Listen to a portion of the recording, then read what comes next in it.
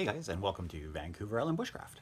I got my GoPro back, and I drained out all the water, put it in my pocket, came home, and I grabbed a couple of those hand warmers. You know, those ones that are in the orange packages that people use to, you know, warm their hands. Here, I'll show you, in case for some reason you guys have never seen one of these. You know, these, where is it here? These guys right here, you know. Anyway, so put a couple of those on the bottom and let it stay overnight. You're looking at 8-10 hours of 100 and something degrees, and it dried it out completely. This morning I plugged it into the computer and it worked. I'm not sure if it does actually videos or not, but it does upload. I'm missing a few videos, which is kind of weird, but I'm going to just run them one after the other. Just so you can take a look. I'll do a little bit of editing, but again, I'm missing a couple, so just kind of keep that in mind when you're watching it. You know, it's one of those things that not much I can do about it. So, okay, so without further ado, here they are. Hey guys, welcome to Vancouver Island Bushcraft. We're back at the bivouac, and it is raining really hard. Today it's supposed to rain between 30 and 40 millimeters, which is significant. So yeah, I'm at the bivouac, and thought I'd show you a couple things and have something to eat and enjoy ourselves on this nice rainy Sunday. So one of the things I'm going to do today is work on a little bit of fire stuff.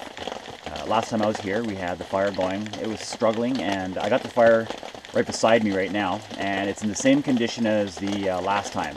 So I want to do a couple of things to see if I can help it out a little bit and get a fire going maybe a little bit quicker or a little bit higher or whatever. So I got it at this state pretty much on purpose right now.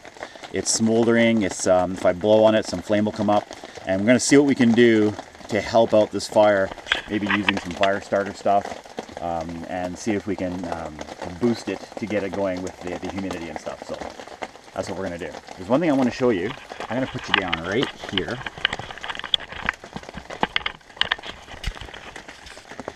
Okay, I have this, and this is jute twine in alcohol. And what I did is I put it in a spice container so that when you open it up, you can get as much as you need to. And as you can see, it's soaked in alcohol. So you cut off the piece that you want, and then put the cover back on and start your fire. It's kind of a neat way to have some ready-made fuel. I'll blow on the fire and I'll show you the stuff late. It's actually, it lights pretty good.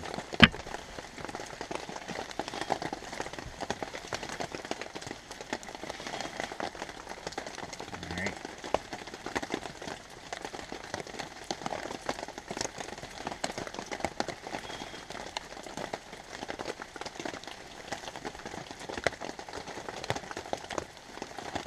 That stuff lights nicely.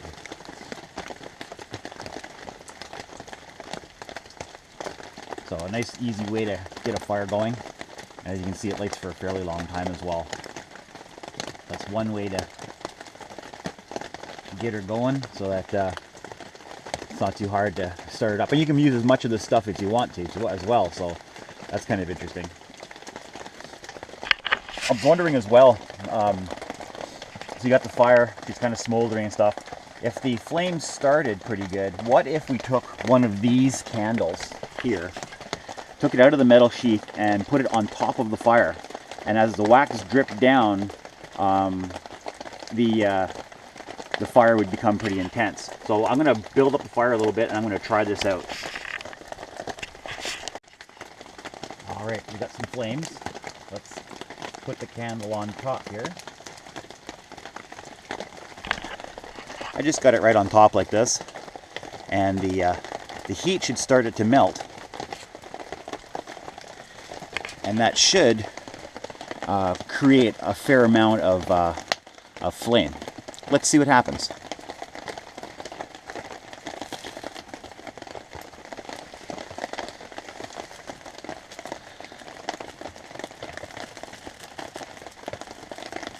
Yep, that's working really good.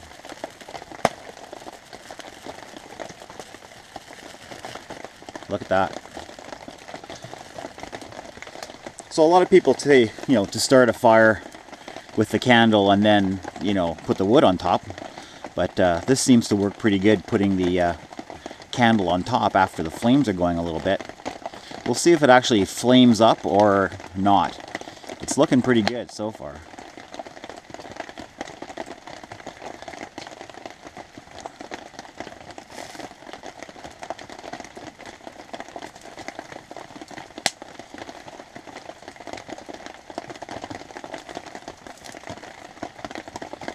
I'd say about half of it is melted so far.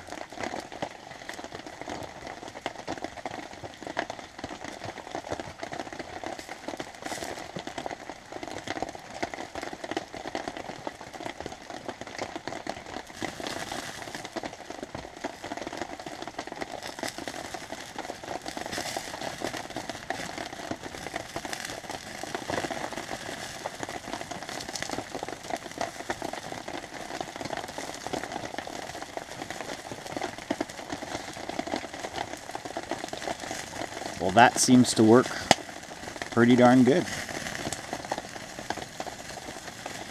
And the whole idea here is to get the fire hotter because the wood is cold and it's wet and it's slowly doing its thing. But this this wax will heat it up. That works really well.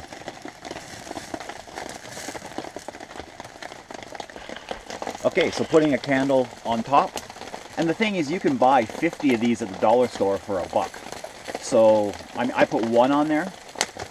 Why not put 5 or 6? They don't weigh anything, you can carry them with you. And if you're having trouble starting the fire, like this is working really well. This is really getting that fire hot. I might even put another one on there just for the fun of it. Nice. All right, I think I will put another one on and maybe build the fire up that way. Yeah, that second one, I got it right there, and it's doing the same thing. The first one caused all this to start on fire. The candle is gone, but all this is now still inflamed, and this one here is doing the same thing on that side of the fire. And that cost about, what do you figure, 1 cent?